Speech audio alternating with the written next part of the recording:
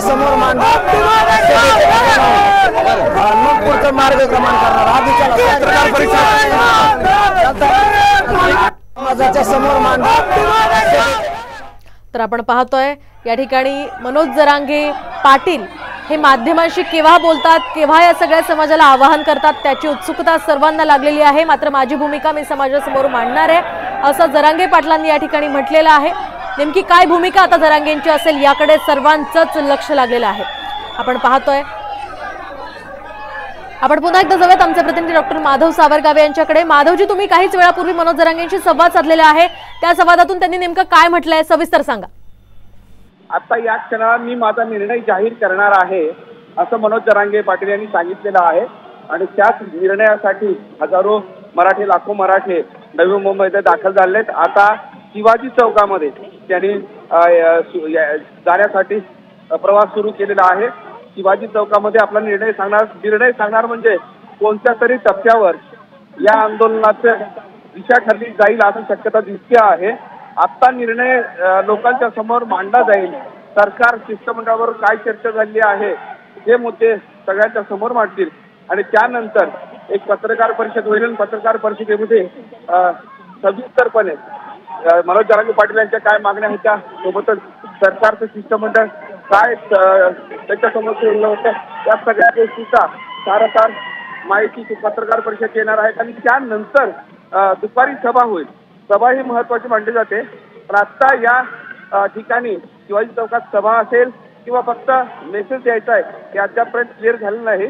पण एक गोष्ट आहे की एका निर्णयावर आता मनोज जरांगे आलेले आहे। आपल्याला जी माहिती मिळते आहे, मनोज जरांगे यांनी विनंती केली होती की किमान शिवाजी पार्कामध्ये आम्हाला जाऊ द्या, तिथं आम्ही आरक्षणासाठी मुंबईत पोहोचलोय तर ते आम्ही घेऊन जाऊ अशी त्यांची मागणी होती। पण आता जे 3 अध्यादेश आणि त्याचबरोबर एक राजपत्र राज्य सरकारच्या वतीनं त्यांना दिलेलं आहे। सविस्तर जवळपास 1 तास शिष्टमंडळावर चर्चा झालेली आहे आणि अधिक वेळ चर्चा झाल्यामुळं सगळ्या मुद्द्यांवर सारासार विचार केला गेला असं आपल्याला कळतं आहे। पण एक आहे की आजचा जो प्रजासत्ताक दिन आहे तो मराठ्यांसाठी, स्वतः कुणबी प्रमाणपत्र ज्यांना मिळाले त्यांना तातडीनं न्याय मिळावा, त्यांना प्रमाणपत्र मिळावे यासाठीचा तो संघर्ष आहे आणि त्या संघर्षाचा हा जो टप्पा आहे तो यशस्वी होताना दिसेल असं दिसत आहे। पण कोणत्या मुद्द्यांवर मनोज जरांगे पाटील आणि सरकार यांच्याबरोबर संमत झालेला आहे किंवा यांच्याबरोबर एकमत झालेलं आहे ते काही वेळात कळेल आणि त्यामुळं लाखो मराठे जे मुंबईत दाखल झालेले आहेत त्यांना त्याची प्रतीक्षा आहे। सोबतच राज्यभरातल्या वेगवेगळ्या भागातून वेगवेगळ्या भागातले मराठे त्या प्रतीक्षेत आहेत।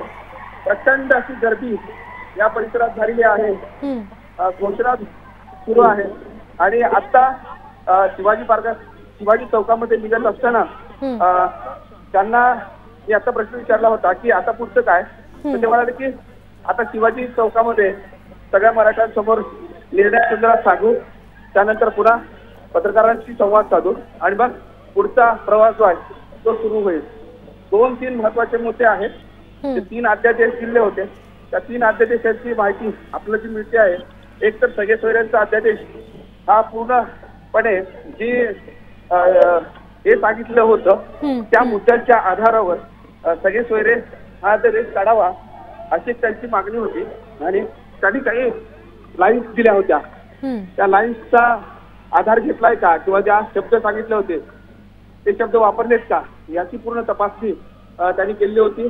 तत्पूर्वी ज्या अध्यादेशाच्या 3 प्रती आणि एक राजपत्र जे दिलं होतं त्याच्या आणि मनोज जरांगे पाटील यांनी आपल्या जे कायदे तज्ञ आहेत त्यांच्यासोबतची जी मंडळी आहेत त्यांच्यासोबत चर्चा केली आणि चर्चेनंतर ते शिष्टमंडळाबरोबर 1 तासभर बसले होते।